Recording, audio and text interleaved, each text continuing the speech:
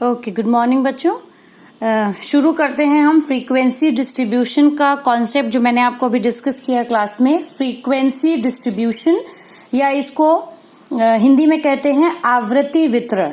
तो फ्रीक्वेंसी मतलब होता है किसी भी स्कोर में, जैसे मैंने कहा कि अगर हम 40 बच्चों को लेते हैं, मैं 50 बच्चों का लेके तुम्हारी क्लास का अगर हम स्कोर निकालते हैं तो वो जो 40 या 50 है वो आपकी क्लास का फ्रीक्वेंसी है कि आपकी क्लास में कहां से कहां तक रेंज भी आप उसको कह सकते हैं कि कहां से कहां तक रेंज आती है। देखिए यहां पर एक एग्जाम्पल आपको यहां बुक में दिखाई दे रहा होगा जिससे मैं शुरू करती हूं। इस तरीके का चार्ट आपको एग्जाम में हो सकता है आपके पास आए, नहीं आएगा एग्जाम में तो आपको ये बनाने आना चाहिए। ये है फ्रीक्वेंसी डिस्ट्रीब्यूशन कैसे बनाया जाता है। तो ये 40 स्टूडेंट्स का यहां देखो लिखा हुआ है, ये जो मैथमेटिक्स के टेस्ट का 40 स्टूडेंट्स का रिजल्ट आया है, यहां से लेके यहां तक आपको दिखाई दे रहा है। इस तरीके से आपको ये बनवाया जाता है और आपको इसको कैलकुलेट करके इसको टैबुलर फॉर्म में बनाना होता है। अब देखिए according to this I have made, मैंने यहां पर देख लिया है कि लोएस्ट जो स्कोर था वो 20 था और जो हाईएस्ट स्कोर था, इसका जो हाईएस्ट स्कोर था वो कितना था, वो 90 था। 90 हमारे पास आया हुआ है। अब क्या करते हैं, हाईएस्ट और लोएस्ट जो है, देखो 90 माइनस 20 आपने कर दिया और ये हो गया आपका 70। ये हमेशा निकाल लिया जाता है कि ये जो है 70 जो है ये आपकी यहां से कहां से रेंज, ये है हाईएस्ट रेंज और ये है लोएस्ट रेंज। अब इसका फॉर्मूला क्या होता है, एक बात यहां पर एक बात आती है कि ये जो चीजें आई हैं कहां से कहां तक जाएंगी, इसके लिए एक बात ध्यान देने की होती है। सब लोगों ने, आप लोगों ने डेसिमल डिजिट पढ़ा होगा 0.5 से जब कोई भी वैल्यू ज्यादा होती है, आगे जाती है, मतलब 0.5 पहले वाली वैल्यू में और 0.5 बाद वाली वैल्यू में जाता है। फॉर एग्जाम्पल जैसे यहां पर अगर हम ले लें 20 से 90 तक का रेंज, तो यहां पर समझिए आप कि 19.5 से लेकर के और 90.5 ये आपका चला जाएगा रेंज, ठीक है ना। 19.5 से लेकर के और 90.5 क्यों चला जाएगा, क्योंकि 0.5 की कोई मतलब नहीं होता है, लेकिन हम इसको लेकर के चलते हैं। तो एक बात, ये एक नियम होता है, इसको आप समझ लीजिए। दूसरा एक यहाँ पर क्वेश्चन आपके पास आएगा कि जैसे अभी टेबल मैंने आपको जो दिखाया उसमें कि आप कहेंगे कि मैम कितना साइज होना चाहिए, कितने हम क्लास इंटरवल्स लें, कितना साइज लें और हर की वैल्यू कितनी होनी चाहिए। तो इसका जो सबसे अच्छा जो होता है ये माना जाता है, देखिए 10 से, ओहो देखने में दिक्कत हो रही, 10 से 20 के बीच में रेंज होनी चाहिए। ये होने चाहिए नंबर्स ऑफ आपके क्लास इंटरवल्स, ठीक, नंबर ऑफ क्लास इंटरवल्स। ये कितना होना चाहिए, 10 से 20 होने चाहिए, मतलब कम से कम 10 होने चाहिए और 20 से ज्यादा नहीं होने चाहिए। अब इसको कैलकुलेट करने का क्या तरीका होता है, ये था 70 ये जो हमारे पास आया था। हम इसको कैसे करते हैं, इसमें हमेशा एक फॉर्मूला इसका मैं बता रही हूं, इसमें +1 करा जाता है। तो 70 था, यहां पर देखो 70 था, 70 में +1 कर देंगे, हो जाएगा 71, ठीक। अब अगर हम 3 का भी मैं बता रही हूं, पहले सुन लीजिए, 3 का लेकर के अगर हम चलते हैं तो 71 में 3 को डिवाइड कर देंगे तो आपका आ जाएगा 23.6, मतलब हो जाएंगे 24, ठीक। ये देखो दिख रहा होगा 24 क्या हो गया, नंबर बड़ा हो गया। हमको 20 के ऊपर नहीं जाना चाहिए, 24 बड़ा हो गया अगर हम 3 का लेके चलते हैं तो।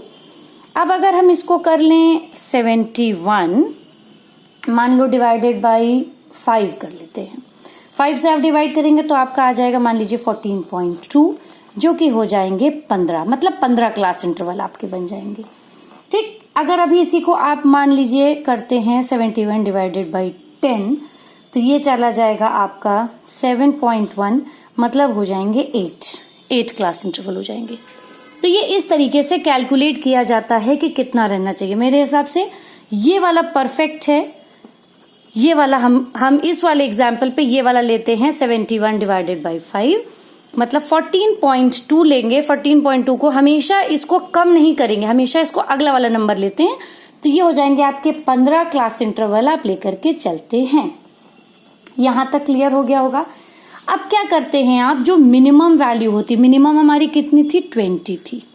क्या करेंगे आप, हमेशा ध्यान रखिएगा, इसको कैलकुलेट करेंगे तो जैसे आपने यहां से टेबल से आपने देख के लिखा 20 से 20, क्योंकि हमने माना है कि हम ये 5 का लेकर के चल रहे हैं, ठीक है, 5 का लेकर के चल रहे हैं और 15 क्लास इंटरवल आपके बन जाएंगे।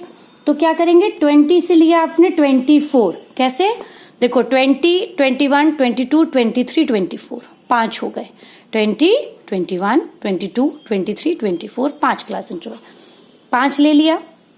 ऊपर चलेंगे 25 से 29, ऊपर चलेंगे 30 से 34, फिर चलेंगे 35 से 39, 40 से 44 एंड सो ऑन, ऐसा चलता चलता चला जाएगा और लास्ट वाला जो बच्चों बनेगा वो जाएगा आपका 90 से 94।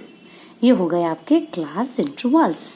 यहां पर आप बना लेंगे टैलीज, ठीक, थोड़ा सा लाइन का गड़बड़ हो जाता है, बोर्ड की आदत अलग हो जाती है, और ये हो जाएंगे आपके स्कोर्स या जिसको आप कहेंगे एफ। ये अब टैली में क्या करते हैं आप देखेंगे कि 20 से 24 के बीच में कितनी वैल्यूज आ रही हैं, कितनी वैल्यूज आ रही हैं।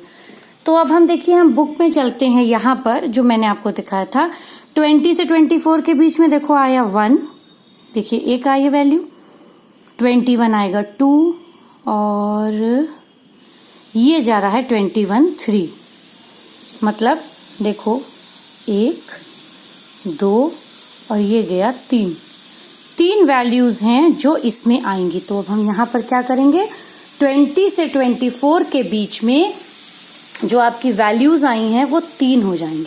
तो 1 2 3 टैली बना दी। स्कोर्स यहां पर आपने लिख दिया, यहां पर 3।